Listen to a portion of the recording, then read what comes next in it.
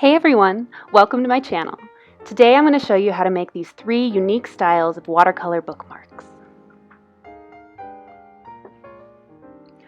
First off is this elegant and simple flower with a word stem. I love to do lettering and calligraphy, and so I wanted to incorporate it into this tutorial.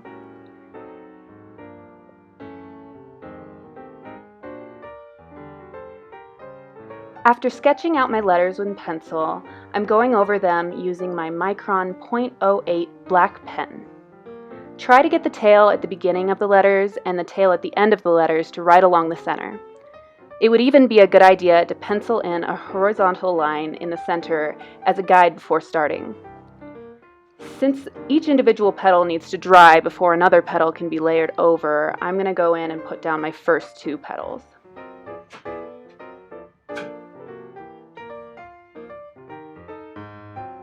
Now I'm going back in with a small thin brush and Higgins waterproof ink to thicken the parts of the letters where the pen stroke goes down. So if you think about writing out the word, the upward stroke should be thin and light, and the downward stroke should be thick and heavy. You could also go back in with a black pen and thicken it that way. I just really like working with ink and a paintbrush.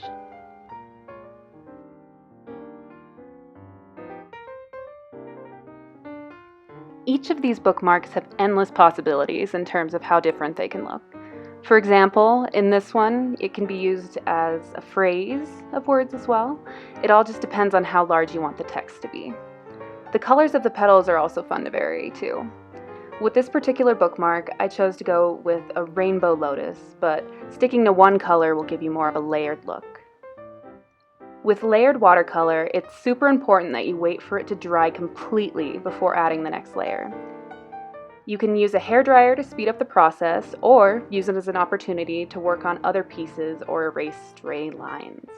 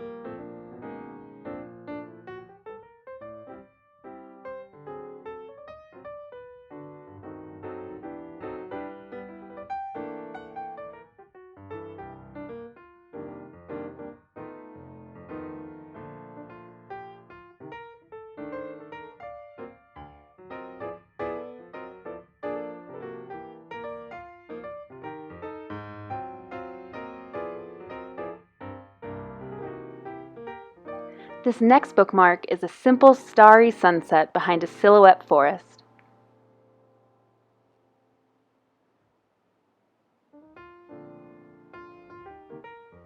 To begin, I laid on a wet-on-wet gradient with dark blue, bright purple, and yellow. I moved my brush in tiny circular motions to get a more abstract cloud-like effect. If that's still not super clear, let me know in the comments to make a video going over wet-on-wet gradients in detail, along with any other video questions you might have. Now that the first layer is dry, I'm just going in and adding a more vibrant, opaque version of the gradient colors to create depth. Getting watercolor dark enough to resemble a night sky is challenging, and it often requires several layers before it's to my liking. I'm still using little circular motions with a small, thin brush to blend.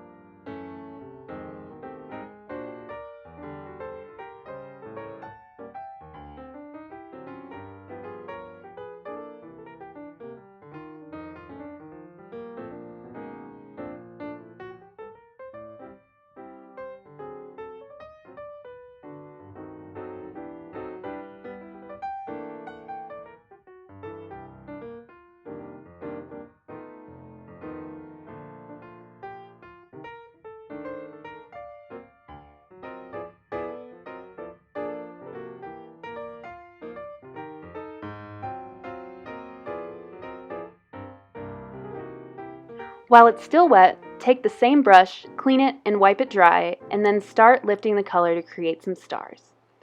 We'll go in a little bit later with some opaque white paint splatter to create some more, but it's nice to have some variations of sizes to create more of a dynamic sky.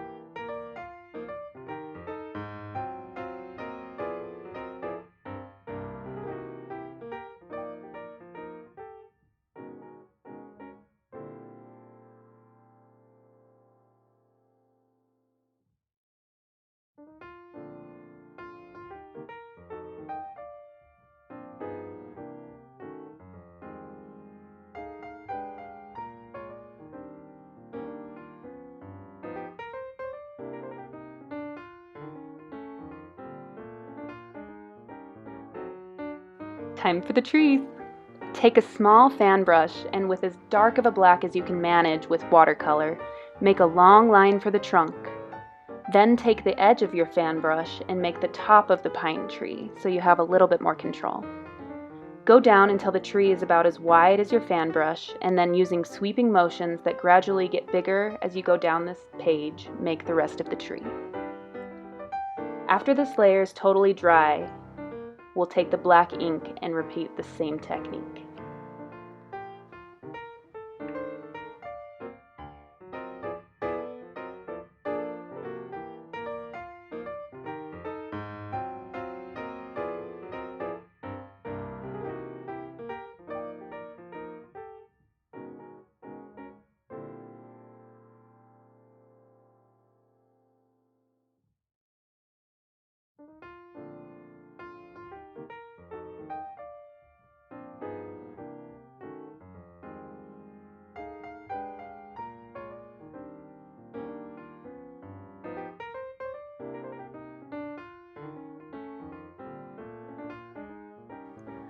Now I'm just dabbing on the black ink onto my fan brush, just like paint, and doing the same technique.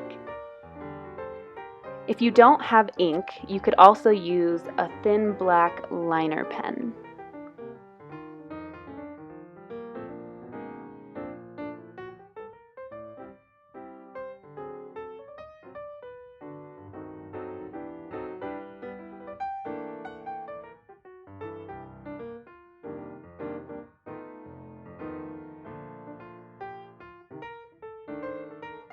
While we have a little bit of time, I'd like to share some of my DNRS successes with you all.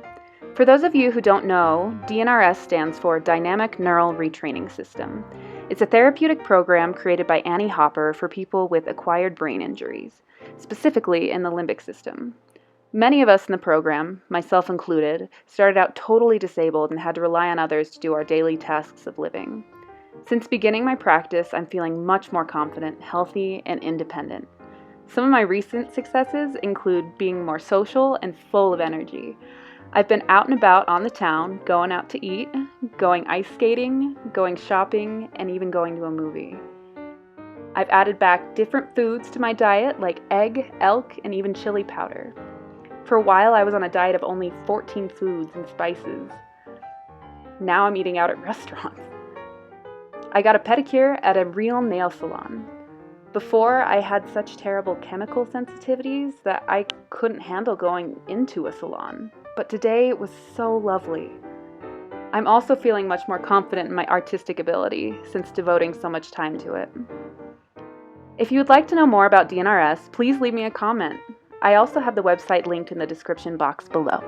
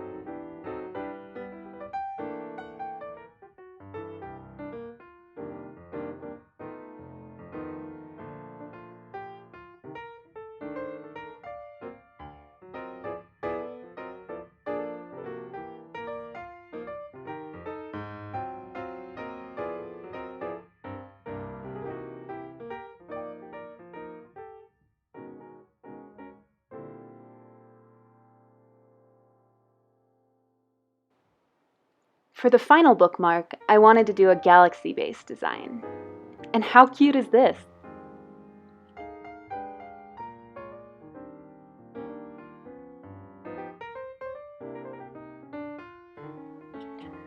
For this piece, I'm using my Brea Reese metallic watercolor cream pens.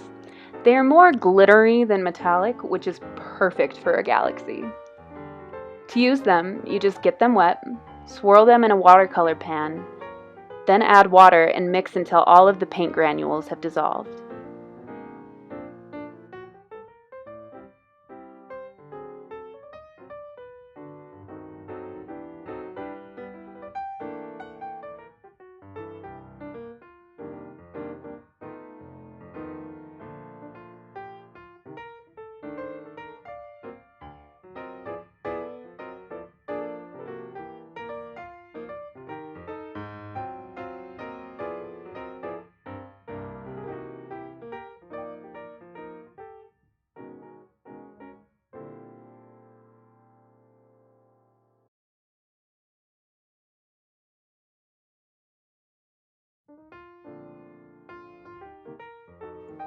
They didn't have a pink in the set, and so I just used white and a pink from my regular watercolor set, which achieves the same effect.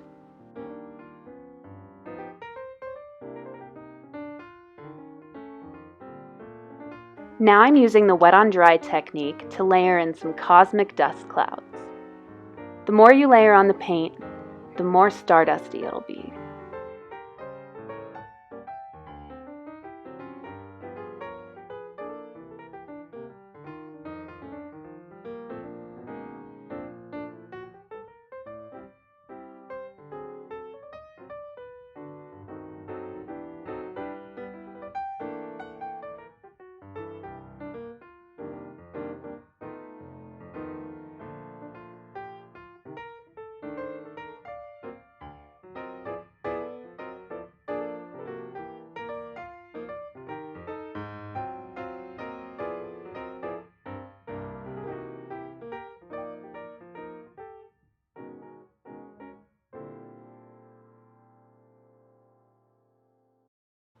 Let the colors bleed into one another a bit, especially around the edges.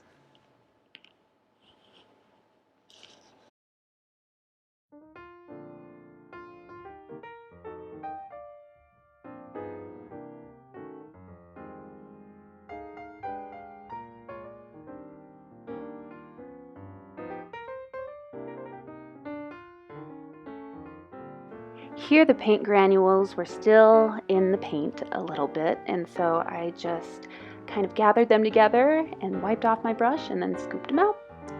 Fairly simple.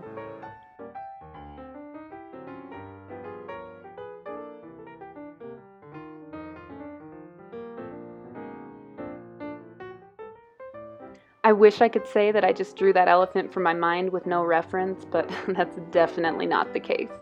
If you aren't super comfortable drawing, or if you're in a bit of a time crunch like me, all you have to do is find a picture from the internet, paste it into Microsoft Word, size it appropriately, and print it out. Then you cut it out, tape it to the watercolor paper, take a pencil or pen, and trace the outline using a lot of pressure. Now there's an imprint of the design that you can trace easily in good lighting or using a flashlight. It's so simple and quick.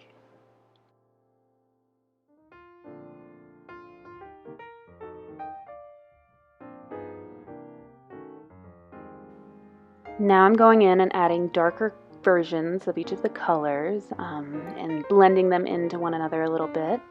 I thought that the pink especially was a bit too light, and so I just went in from the pink straight from my pan that I mixed into my white at the beginning just to add a pop of vibrant color to the galaxy cloud we have going on here.